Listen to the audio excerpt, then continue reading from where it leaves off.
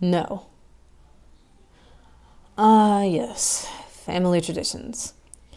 Some families will watch Home Alone around Christmas, huddled up to a nice warm fire. Others will coordinate outfits for Halloween and go trick or treating. The men in my family would commit suicide just before their 34th birthday. I discovered my father's body when I was just 9 years old. School had let out early, and instead of being treated to an afternoon of cartoons, I got viscera. A handgun to the head.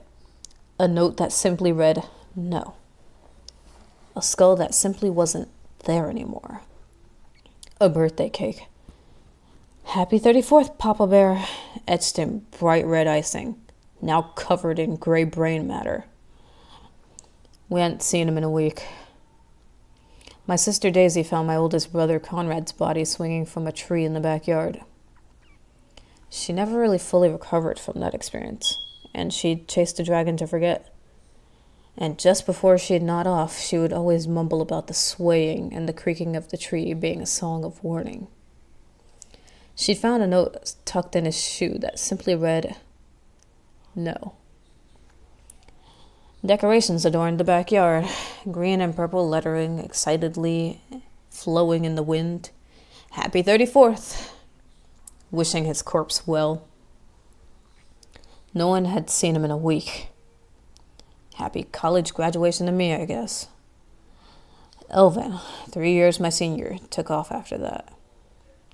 None of us ever saw nor heard from him again, and we all agreed in tactic silence that he had taken his own life and just saw fit to spare us the inevitable pain of finding his body. My mother never spoke about any of it. If you pressed her hard enough, she'd mumble about a sickness running through my dad's side of the family. We all knew about our grandfather committing suicide before we were born, and that Dad was an only child. Whenever you would ask her, she'd never sounded angry, maybe a bit sorrowful, but not bereaved either. It was always vexing, but I never made it any headway. With each day, she'd retreat further and further within herself, reticent to talk or do much of anything.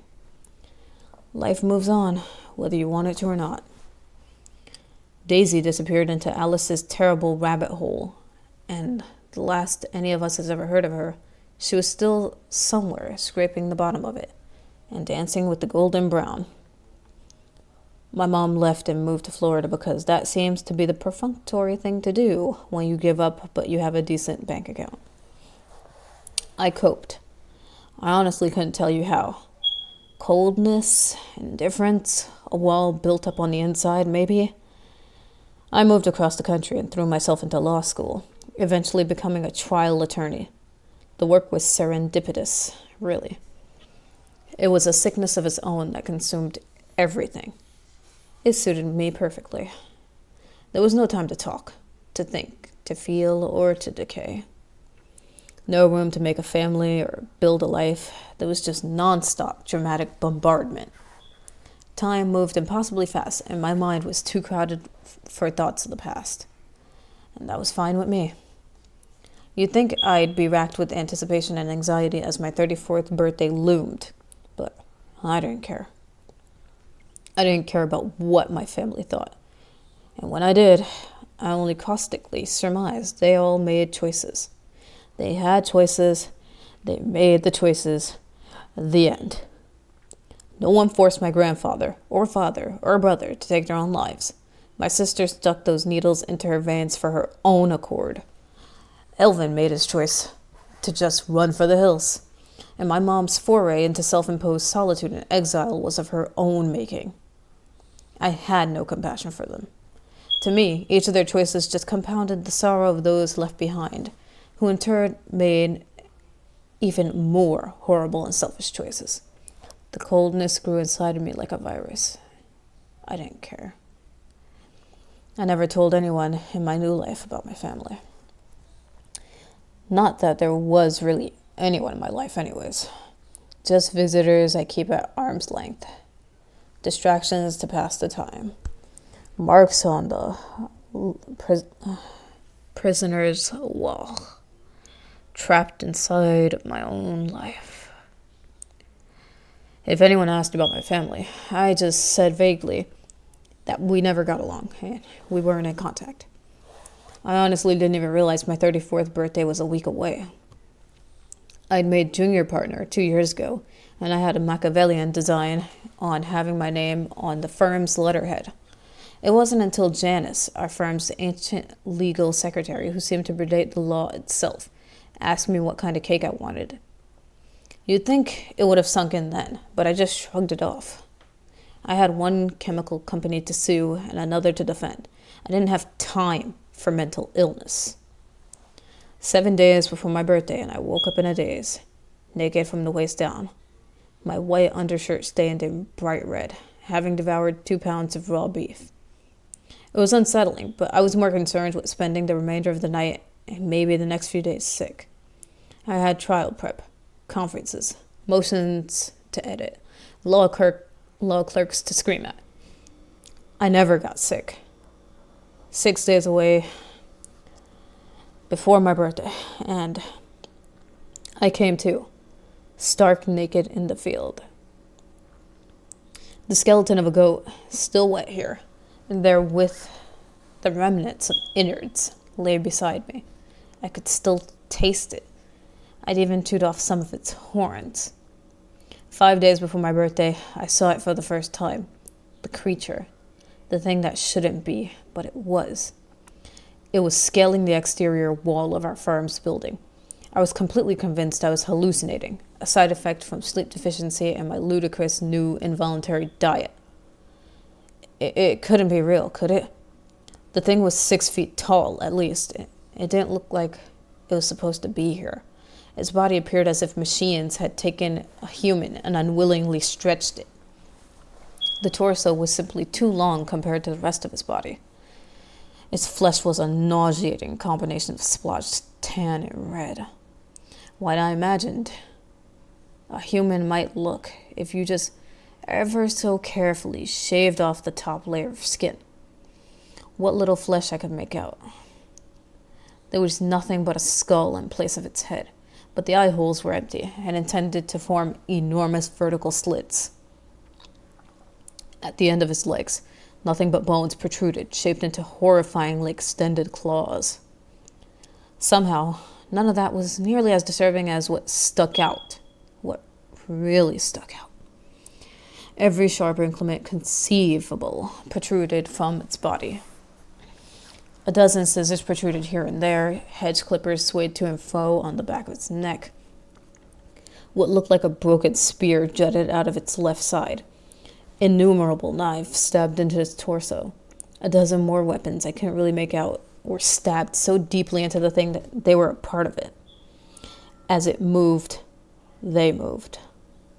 The thing was scaling the outside of sheer rock wall and glass windows with ease, powering along absurd grace and unfathomable speed. I don't know how bone could cling to glass or rock, but it did. The monstrosity kept tilting its head up, seeming to sniff with a nose that wasn't there, climbing higher and higher and higher just before coming to a stop right outside a window. I could only sit, dumbfounded, staring at something that defied every ounce of logic that saved me from the perils of the past. But I was certain it was outside my office window. With a snap, its head turned, and it saw me with eyes that weren't even there. They just weren't there. It leapt 34 stories off the building and cleared about half a football field towards me before I could blink, like a deer springing through the morning forest unperturbed. A guttural, high-pitched scream came out as it bounded towards me, sounding precisely like what I imagined a pig dying sounds like. Desperate, panicky, a death squeal. It was moving toward me at a speed that no creature on earth could possibly sustain. The buried weapon swayed with each bound, a mesmerizing and paralyzing dance of death. Somewhere in the deep recesses of my lizard brain, autonomic cognition kicked in, because I certainly don't remember getting in my car. I don't remember flying 90 miles an hour down a side street as the monster recklessly pursued me. I don't remember ending up at an abandoned glue factory. The empty cancer cluster one of my clients was having me defend in class action suit. But I do remember coming to, rocking back and forth, hands on my knees, a slightly high-pitched whine coming from deep within me. I do remember eating rat after rat until I was so full I couldn't move. 4 days before my birthday, I smashed my cell phone to bits. I drank almost a whole bottle of whiskey and ran. I ran and ran faster than I remember even running around the abandoned factory, panicking and shrieking and panicking and shrieking. The rats were gone. Even the insects had fled.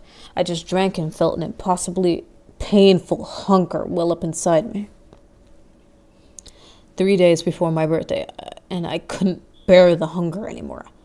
I left the factory to find some fresh meat. I was halfway through eating a disemboweled cow when it found me. Its howling pierced my brain, echoed all the way throughout my body. A note so high no human could possibly hear it and keep their feet. It sounded like a collection of every creature begging for its life every day on this fetid planet being thrown at me all at once.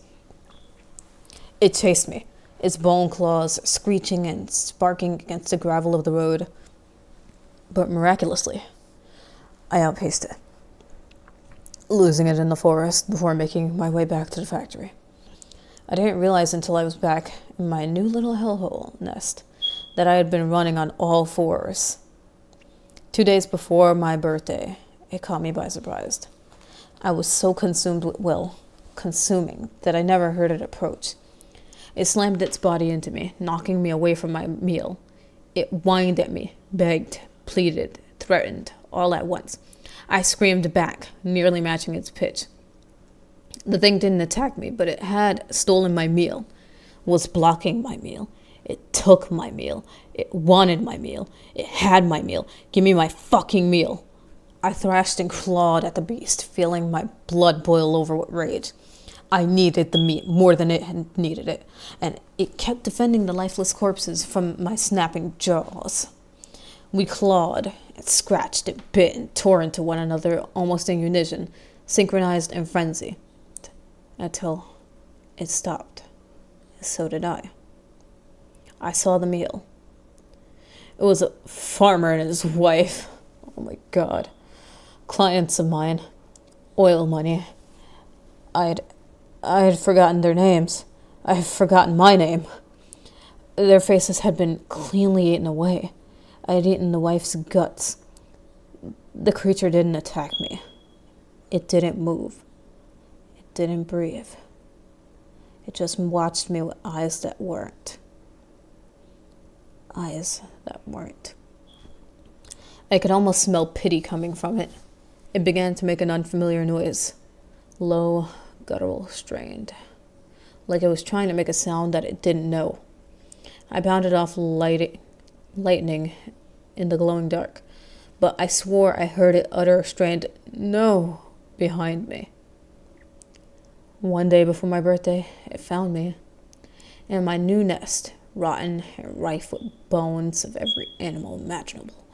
I woke up to it circling me, slowly, like a carrion bird. This time, it didn't attack. Everything hurt. My bones didn't feel right. My skin